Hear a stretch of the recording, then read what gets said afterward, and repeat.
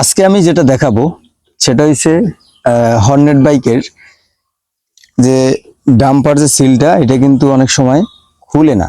এটা কিন্তু এই যে সিলটা যে থাকে মানে এই বডির ভিতরে, এটা কিন্তু অনেক জ্যাম হয়ে থাকে, মানে অনেক সময় সিজ করে। ধরেন আমি এরকম টান দিলাম তাও কিন্তু খুলে না। এখন এইটা যদি না খুলে তাহলে আপনি কিভাবে খুলবেন? এটা কিন্তু হিট দেওয়া যাবে না। ঠিক আছে, তাহলে শুরু করা যাক। আজকে দেখ।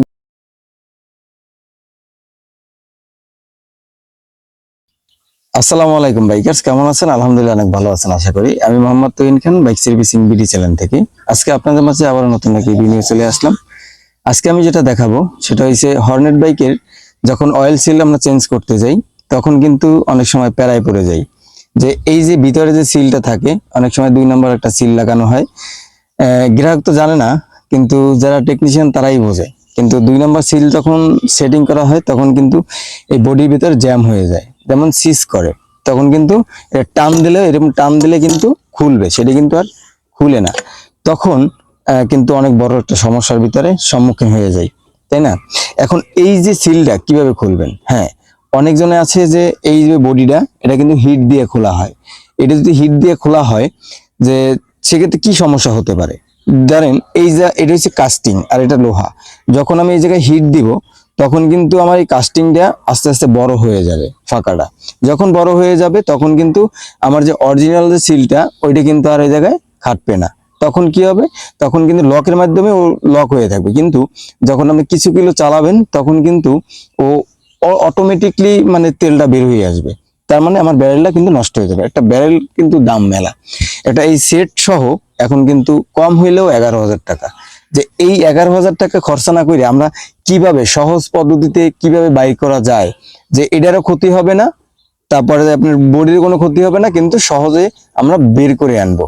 ঠিক আছে, এখন আমি দেখাবো এটা কিভাবে বের করা যায়। এটা কিন্তু আমি টান দিলেই বের হয়ে যাবে, কারণ এটা অরিজিনাল একটা সিল। আর যদি ধরেন আমি যেটা বলছিলাম যে সিজ করলে যদি না বের হয় তাহলে কিভাবে বের করবেন সেটাও আমি দেখাবো। আমাদের সাথে থাকুন, আমি বের করতেছি, দেখতে লাগুন। এই যে আলহামদুলিল্লাহ আমার সিল কিন্তু বের হয়ে আসছে। ঠিক আছে, এটা কিন্তু ইজিলি বের হয়ে আসছে। এখন আমি যদি আরেকটা আছে আমার, ওটা ওটা কিন্তু 2 নাম্বার একটা সিল লাগানো, ওইটা আমি বের করতে পারি কিনা ওইটা আমি চেষ্টা করবো। তাহলে আমাদের সাথে থাকুন।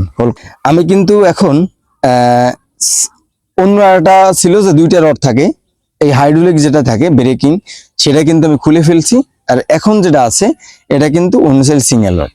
এখন এই যে এটার যে এটা কিন্তু 2 নাম্বার। এখন এটা যদি আমি টান দিই মানে শব্দ হয়, এটা কিন্তু সিজ করছে, এটা কিন্তু আর খুলতেছে না। ওকে, তাহলে আমি কিভাবে বের করব সেটা আপনাদের দেখাবো, আমাদের সাথে থাকুন।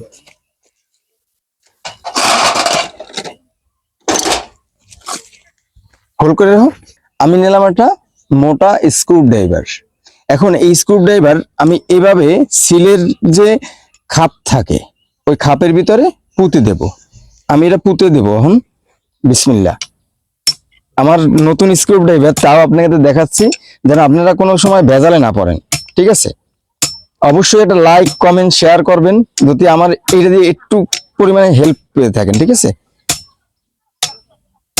এই যে আমি কিন্তু দিলাম। এখন এই যে চাটনি দিয়ে আমি করব। ঠিক আছে, এরকম চাটনি দিলে কিন্তু বের হয়ে যাবে। হ্যাঁ, একটু সুন্দরভাবে পুঁতে নিতে হবে যেন কোনো সমস্যা না হয়।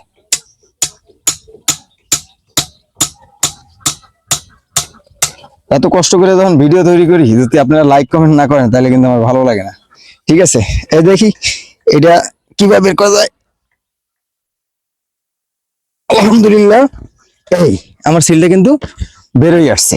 ঠিক আছে, এবারে এই জায়গা থেকে আমি এটা চাটনি দেবো। এই যে দেখেন, এটা কিন্তু আমি বের করে দিছি।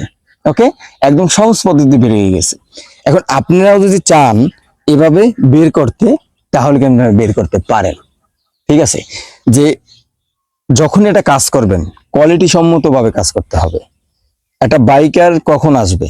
যখন সে সত্যি সত্যি সাকসেস হবে, আপনার ভালো কাজ পাবে, ভালো ব্যবহার পাবে, তখনই কিন্তু আসবে।